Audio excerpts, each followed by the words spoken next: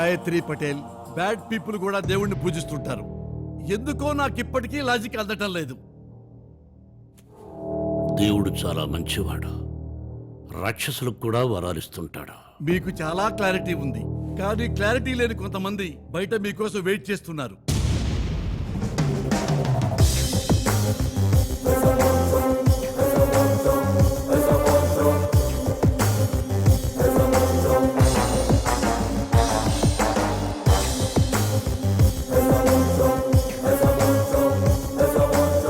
మిమ్మల్ని అరెస్ట్ చేయాలి.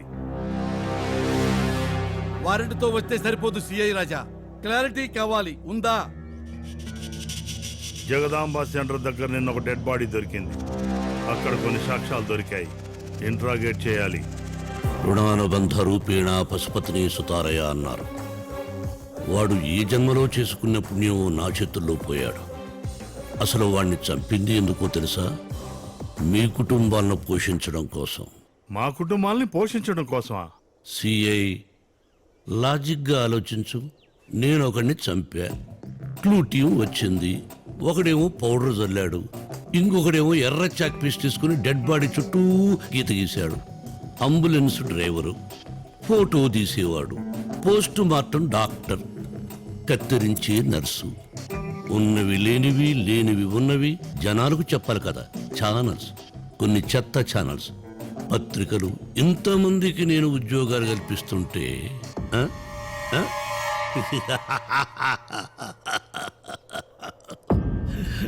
నన్ను అరెస్ట్ చేస్తానంటే వింటి.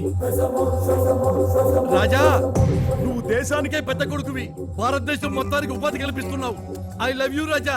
సిఐ, మీ ఆవిడ నగల షాప్ నుంచి ఫోన్ చేసింది. వాట్సాప్ లో మేము పెట్టిందంట, చూసుకొని సెలెక్షన్ చేసుకో. హలో, వాట్సాప్ చేశాను చూసారా? నువ్వేంటి వీడికి ఫోన్ చేసావు? ముందు నేను చెప్పేది వినండి. పెట్టే. అరే సిఐ గారు, మీ ఆవిడేమిటా మాకు ఫోన్ చేయటేమిటా అని ఆలోచిస్తున్నారా? ఇందులో ఎలాంటి వ్యాపార సంబంధాలు లేవు, ఓన్లీ మానవ సంబంధాలే. Try to understand this Patel మానవ సంబంధం. కాకి బట్టలేసుకుంటే పోలీసు ఉద్యోగం చేయొచ్చు, బాత్రూంలో కడిగే పని చేయొచ్చు. లాఠీయా, చీపురా, చాయిస్ ఇస్ యువర్స్. వస్తాను సార్. సిఐ, ఏయ్, ఇంటికొచ్చిన గెస్ట్ని ఖాళీ చేతులతో పంపకూడదు. ఏదైనా గిఫ్ట్ ఇచ్చి పంపాలి. అది మన సాంప్రదాయం. తీసుకెళ్ళు.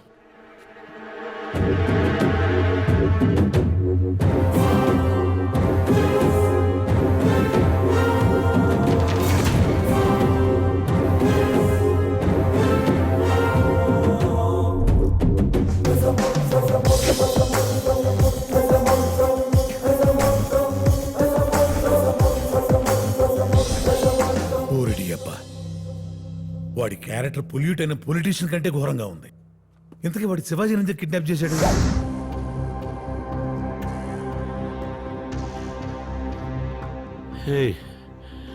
ఎవరా మీరు? జనజీవన స్రవంతిలో జనంతో కలిసి తిరుగుతున్న జంతువులం రాజా.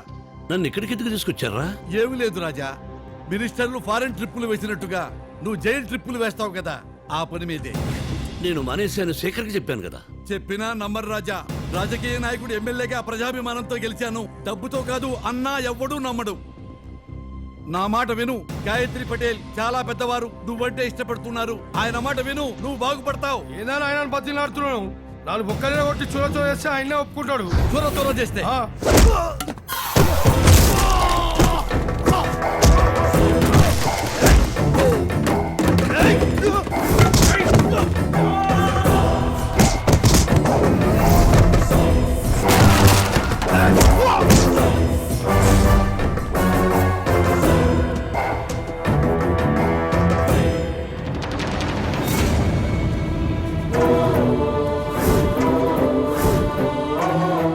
ఏంటి అంకుల్, ఏం చేస్తున్నారు?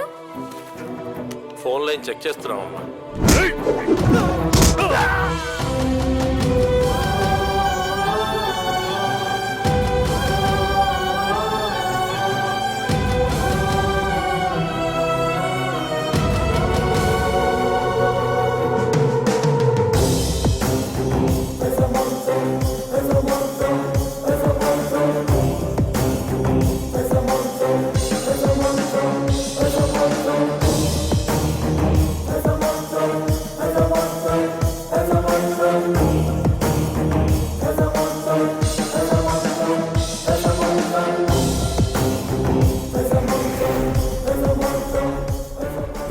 సంబంధ రూపేణ పశుపతిని సుతారయ అన్నారు. ఏ జన్మ రుణ అనుబంధమో కాని నాలా నువ్వు నీలా నేను కొన్ని పోలికలు కలిశాయి. నాటకాల శివాజీ జస్ట్ 14 days నువ్వక్కడ నేనిక్కడ లేదా రేయ్ నా పిల్లల జోలికొచ్చి నా 2వ పేజీ ఓపెన్ చేయుతురా. రేయ్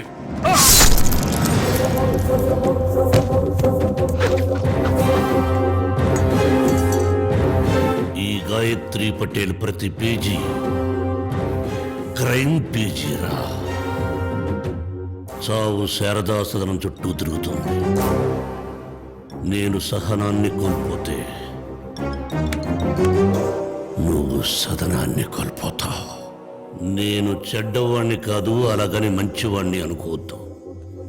అర్థం చేసుకుంటావో అపార్థం చేసుకుంటావో చాయిస్ ఇస్ యువర్స్.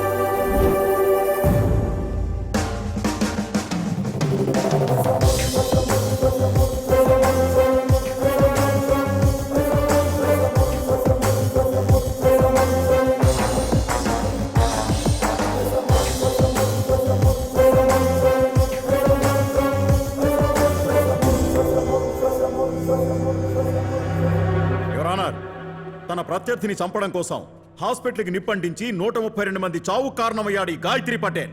ఈ కేసుకు సంబంధించిన పూర్తి ఆధారాలు, సీసీ కెమెరా ఫుటేజ్ కోర్టు వారికి ఆల్రెడీ సబ్మిట్ చేయడం జరిగింది. Thank you రానర్. అరే అచ్చమ్మ భాస్కర్ డిట్టోగా ఉన్నావు. ఆ దేవుడు కూడా గుర్తుపట్టలేదు నిన్ను. పాతికేడుగా కలుస్తానా లేదా అన్న నా కూతురు కలుసుకోబోతున్న సమయంలో గాయత్రి అడ్డొచ్చాడు. తొందరగా బెయిల్ వస్తుందంటావా? అరే బైసా బోన్లో ఉంది పులి, శిక్ష పడే ఛాన్సే లేదు. మిస్టర్ గాయత్రి పటేల్, మీరు నేరాన్ని అంగీకరిస్తున్నారా? అంగీకరించడం లేదు మిస్టర్ జస్టిస్. అదేమిటి? 132 మందిని చంపడం నేరం కదా? మిస్టర్ జస్టిస్, రామాయణంలో రాముడికి రావణాసురుడికి గొడవ. వాళ్ళిద్దరూ కొట్టుకుని ఎవరో ఒకరు చనిపోయి ఉంటే బాగుండేది. కానీ వాళ్ల మూలంగా జరిగిన యుద్ధంలో అటు ఇటు కొన్ని లక్షల మంది సైనికులు చనిపోయారు. అలాగే మహాభారతంలో పాండవులకు కౌరవులకు మాత్రమే గొడవ. వాళ్ళు కొట్టుకుని ఎవరో ఒకరు చనిపోయి ఉంటే బాగుండేది. కానీ వాళ్ల మూలంగా జరిగిన యుద్ధంలో కొన్ని కోట్ల మంది సైనికులు చనిపోయారు. అటు ఇటు. Note this point mister justice. నేను కూడా సేమ్ టు సేమ్. అక్షర పటేల్ని చంపే ప్రాసెస్లో 132 మంది చచ్చారు. పురాణాల్లో వాళ్ళు చేసింది తప్పు అయితే ఇక్కడ నేను చేసింది కూడా తప్పే. అక్కడ వాళ్లకు శిక్ష పడనప్పుడు ఇక్కడ నాకేలా శిక్ష వేస్తారు? అక్కడ వాళ్ళు దేవుళ్ళైతే ఇక్కడ నేను దేవుణ్ణి. అర్థం చేసుకుంటారో అపార్థం చేసుకుంటారో choice is yours mister justice. ఇంతైనా పశ్చాత్తాపం లేని ఈ ముద్దాయిని బాహ్య ప్రపంచంలో వదిలిపెడితే చాలా ప్రమాదం. అందుకని ఈ గాయత్రి పటేల్ని నేరస్తుడిగా పరిగణించి 302 సెక్షన్ ప్రకారం ఉరిశిక్ష విధించడమైనది.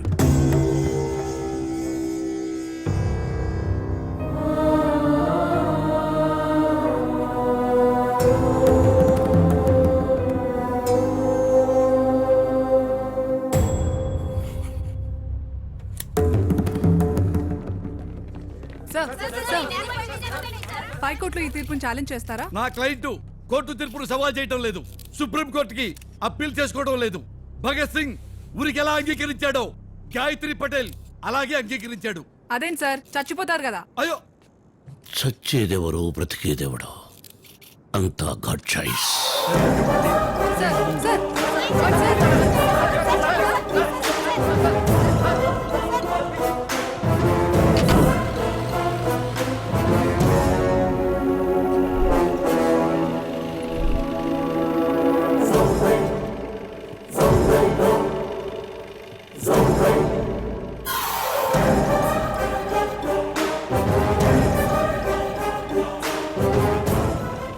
ఒప్పుకున్నందుకు థ్యాంక్స్ శివాజీ.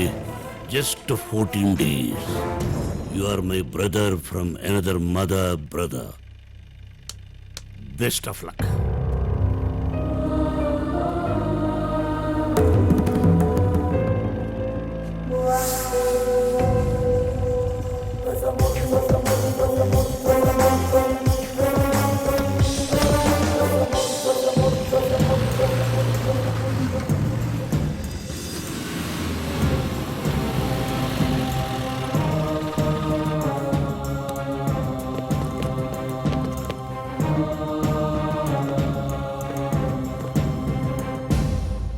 ఇదేంటి నాకు ఖైదీ బట్టలు ఇస్తున్నారు? హలో, ఖైదీ బట్టలు ఇవ్వకపోతే పోలీస్ బట్టలు ఇస్తారా? జ్యోతి, నైస్ జోక్ కదా. సార్ నేను రిమాండ్ ఖైదీని కదా. రిమాండా? జ్యోతి మళ్ళీ జోక్ ఇస్తాడు. ఈయన మంచి టైమింగ్ ఉన్న ఖైదీ అనుకుంటా. నీకు తెలుసా, పొద్దున్న నుంచి టీవీలో వేసి బాధేస్తున్నారు. చూడు చూడు. భగత్ సింగ్ ఊరికి ఎలా అంగీకరించాడో గాయత్రి పటేల్ అలాగే అంగీకరించాడు. అక్కడ అంగీకరించి ఇక్కడ నాటకాలు చేస్తున్నాండి. శ్యామల, ఏం జరుగుతుంది ఇక్కడ? సార్, ఉరి శిక్ష పడేసరికి మైండ్ దొబ్బలేట్ ఉంది సార్. సార్ జైలర్ గారు, మీరందరూ బయటకు వెళ్ళండి. ఎస్, చెప్పండి. సార్ నన్ను మోసం చేసి కేసులు ఇరికించారు. నేను గాయత్రి పటేల్ కాదు సార్, శివాజీ స్టేజ్ అయినట్టుండి నా పిల్లల్ని చంపేస్తానని బెదిరించేసరికి Shut up. నువ్వు గాయత్రి పటేల్ కాదు, శివాజీ అని నాకు తెలుసు. ప్రపంచాన్నే డబ్బులు ఇసుగు తీసుకుంది. అమ్ముడు పోని వస్తువు అంటూ ఏదీ లేదు. నమస్తే సార్, శివాజీ మాట్లాడతా అంట. Wish you happy death Shivaji. నన్ను ఎందుకురా ఇంత మోసం చేశావు? రామాయణం ఒక ఆడదాని ఏడుపు వల్ల జరిగింది, భారతం ఒక ఆడదాని నవ్వు వల్ల జరిగింది. ఈ గాయత్రి పటేల్ మరణశిక్ష ఒక ఆడదాని సాక్ష్యం వల్ల జరిగింది. ఆ ఆడదెవరో తెలుసా? నీ కూతురురా. ఎస్ యువర్ ఆనర్, నేనే ఐ విట్నెస్. ఐసీయూలో ఉన్న అక్షరా పటేల్ని చంపడానికి ఇంత హడావుడెందుకురా? ఒక్కరిని చంపితే మర్డర్ అవుతుంది, హాస్పిటల్ మొత్తం లేపేస్తే ప్రమాదం అవుతుంది. That is Gayatri Patel brain రా. ఎవరా మీరు? గాయత్రి పటేల్ ఎవరు? హాస్పిటల్ తగలబెట్టడం ఏంటి?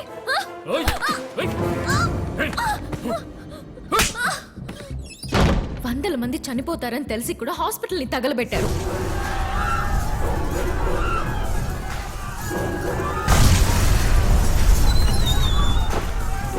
పసిపిల్లలు, డాక్టర్లు, ఎంతో మంది అమాయకులు చనిపోయారు. దీని వెనక ఎంత పెద్దవాళ్ళున్నా ఎవరిని వదిలిపెట్టద్దు. న్యాయం చేయండి. ముంబైలో జరిగిన బాంబు పేలుళ్ల కేసులో నేరస్తుడు ఎవరా అని తీగలాగితే దావూద్ ఇబ్రహీం దొరికాడు. నీ కూతురు సాక్ష్యం చెప్పిన కేసులో సూత్రధారి ఎవరో అని ఆరా తీస్తే నేను దొరికాను. నీతో డీల్ మాట్లాడాలని శేఖర్ని లైన్లోకి దించా. ₹1,00,00,000 ఆఫర్ అని చెప్పవా? నువ్వు రాలేదు. ఈ నసంతా ఎందుకు సాక్షినే లేపేద్దామని ప్లాన్ చేశా, కానీ నువ్వు కాపాడావు. ఊహించని మలుపు. అది నీ కూతురని అప్పుడే తెలిసింది. నీకు నాకు ప్లాన్ యూటర్న్ తీసుకుందిరా. నీ కూతురు నా మెడకు ఉరి బిగించాలనుకుంది. అది ఉరి నీ మెడకు బిగించా.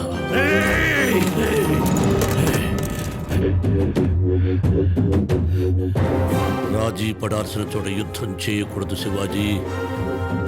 ఉరి శిక్ష పడేంత వరకు గాయత్రి పటేల్లా ఊపిరి పీల్చుకో.